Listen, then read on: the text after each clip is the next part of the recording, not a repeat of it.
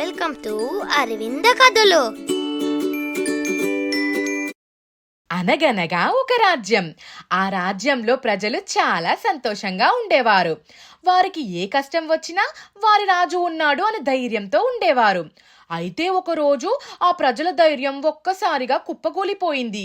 ఆ రాజు యుద్ధంలో వీరమరణం చెందుతాడు. ఆ వార్తను విన్న ప్రజలు చాలా బాధపడిపోయారు. ఇక ఆ దేశ రాజు గురించి చెప్పాలంటే అతను గొప్ప ధైర్యశాలి. ఆయన శత్రువులనే కాదు, పెద్ద పెద్ద మాంత్రికులను, రాక్షసులను కూడా ధైర్యంగా ఎదుర్కొనేవాడు. మీరందరూ ఈ వార్త విన్నారు కదా, మన రాజు ఇక లేరు. ఈ రాజ్యాన్ని ఎవరు పరిపాలిస్తారో తెలీదు. ఇంకెవరు పరిపాలిస్తారు? ఆ రాజు కుమారుడు ఉన్నారు కదా, అతను ఒక చిన్న బాలుడు. అతను ఈ రాజ్యాన్ని ఎలా కాపాడగలడు? ఆ రాజుకి 7 ఏళ్ల కుమారుడున్నాడు. ఆ రాజకుమారుడు వయసు చిన్నదే కాని అతని తెలివితేటలు, దయగల తీరు, వీరత్వమంతా అతని తండ్రిదే. రాజుగారు చనిపోవడంతో మిగిలిన రాజ్యంలోని కొంతమంది మన రాజ్యం మీదికి ఎప్పుడైనా యుద్ధానికి రావచ్చు. మనం సిద్ధంగా ఉండాలి సైన్యాధిపతి. చిత్తం మహామంత్రి, ఇకపై మీరు ఏమి చెప్పినా దానిని మేము అనుసరిస్తూ ఉంటాము. రాజు చనిపోవడం, రాకుమారుడు చిన్నవాడు కావడంతో అతనికి యుక్త వయసు వచ్చే వరకు ఆ రాజ్యపాలన మంత్రి చేతుల్లోనే ఉండేది. ఆ యువరాజు రాకుమారుడైనా సరే అతను సామాన్య ప్రజలతో స్నేహం చేసేవాడు. ఇక ఆ యువరాజ్కి ఒక కుక్క ఉండేది. దాని పేరు డాకు. వారిద్దరూ కలిసి అతని స్నేహితులు నోము సోముని కలిసి సరదాగా వనంలో ఆడుతూ ఉండేవారు. అబ్బా, ఈ రాజ్యంలో అన్నిటికంటే నాకు బాగా నచ్చేది ఈ పూలవనం. ఇదంటే నాకు చాలా ఇష్టం. అవును అవును, మాకు కూడా ఇదే బాగా నచ్చుతుంది రాజా. అలా ఏం కాదు, ఈ రాజ్యంలో తూర్పు వైపున ఒక పూలారణ్యం ఉందంట. మొన్న మా మంత్రి సైన్యాధిపతి మాట్లాడుకుంటుంటే నేను విన్నాను. మనం ఒకసారి అక్కడికి వెళ్దామా? అమ్మో, మేమక్కడికి రాము యువరాజా. ఆ పూలవనంకి వెళ్ళాలంటే ఒక చీకటి అడవిని దాటాలి. మా వల్ల కాదు అని యువరాజు స్నేహితులు అక్కడి నుండి వెళ్లిపోయారు. యువరాజుకి మాత్రం అక్కడికి వెళ్ళాలి అని కోరిక.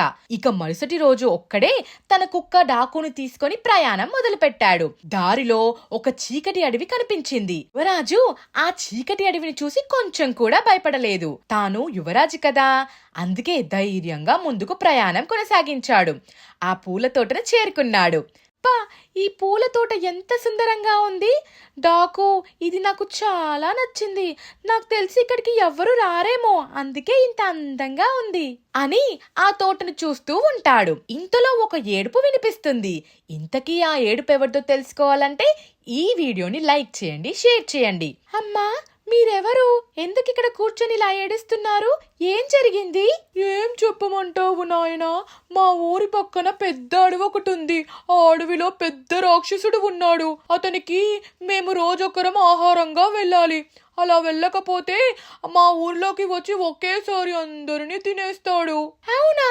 అదేంటి మరి? ఆ రాక్షసుని ఎవ్వరు చంపేవారు లేరా? ఎందుకు లేరు నాయనా, నీ తండ్రి గారు ఉన్నప్పుడు మాకు మాట ఇచ్చారు ఆ రాక్షసుని సంహరిస్తాను అని. కానీ మా దురదృష్టవశాత్తు ఆయన ఇప్పుడు లేరు. ఇక మమ్మల్ని కాపాడేవారే లేరు. బాధపడకమ్మా. బాధపడకుండా ఎలా ఉండగలను యువరాజా? ఈ రోజు నా వంతే, నేనే వాడికి ఆహారంగా వెళ్లాల్సింది. అవునా? నువ్వేమీ బాధపడకు, నేను వెళ్ళి మా సైనికుల్ని తీసుకొని వస్తాను. లేదు నాయనా, ఇప్పుడు నేను వెళ్ళకపోతే ఆ రాక్షసుడు మా ఊర్లోకి వెళ్ళి అందర్నీ తినేస్తాడు అని యువరాజుకి చెప్తుంది. ఆ మాటలు విని యువరాజు కొంచెం కూడా భయపడలేదు. ఆ రాక్షసుడి వద్దకు ప్రయాణం సాగించాడు. దారి మధ్యలో అతను ఆ విషయాన్ని ఒక పక్షి ద్వారా అతని సైనికులకు సందేశం పంపుతాడు. ఇక యువరాజు ఆ రాక్షసుడి వద్దకు వెళ్తాడు. ఏంటి ఇంత ఆలస్యంగా వచ్చావు? నాకెంత ఆకలిగా ఉందో తెలుసా? అయినా ఇప్పుడు నా ఆకలికి నువ్వు సరిపోవు. నీ ఊరంతా తిన్నా నా కడుపు నిండదు. వద్దు వద్దు, వారిని ఏం చెయ్యకు. నన్ను క్షమించు. నీకు కావాల్సింది ఆహారమేగా, నన్నే తిను. నిన్ను చూస్తే ముచ్చటగా ఉందే. నువ్వు యువరాజువి కదా, కానీ ఆ ఊరి ప్రజల వంతుకు నువ్వెందుకు వచ్చావు? నేను కాబోయే రాజుని. రాజుకి తన ప్రజలను కాపాడుకోవడం ప్రథమ లక్షణం కదా, అందుకే నేనొచ్చాను. చాలా ముచ్చటగా మాట్లాడుతున్నావు. ముందు నిన్ను నేను తినేస్తా. నన్ను తినే ముందు నీకొక విషయం చెప్తాను విను. నువ్వు మమ్మల్ని అందరినీ తిన్నా నీ నీకు ఆకలి తీరుతుందేమో కానీ శాప విమోచనం జరగదు. నీకు విడుదలనేది ఎప్పటికీ ఉండదు. ఎన్ని సంవత్సరాలున్నా నువ్వు ఇలాగే బ్రతకాల్సిందే. నువ్వు ప్రజలని బాధ పెట్టకుండా అందరితో మంచిగా ఉంటే ఆ దేవుడే నీకు శాప విమోచనం చేస్తాడు అని చెప్పి రాక్షసుడి కోపాన్ని యువరాజు తెలివిగా తగ్గిస్తాడు.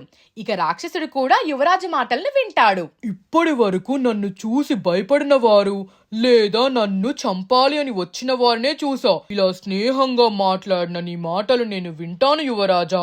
యువరాజు మాటలు విన్న రాక్షసుడు అప్పటి నుండి ప్రజలను ఇబ్బంది పెట్టడం మానేస్తాడు. ఈ వార్త తెలిసిన రాజ్యంలోని ప్రజలందరూ యువరాజు ధైర్యానికి తెలివికి దాసోహమయ్యారు. ఆ రాజ్య ప్రజలు ఇక తమ రాజుగా యువరాజునే ప్రకటించారు. అరే బాబు, సబ్స్క్రైబ్ చేయండి.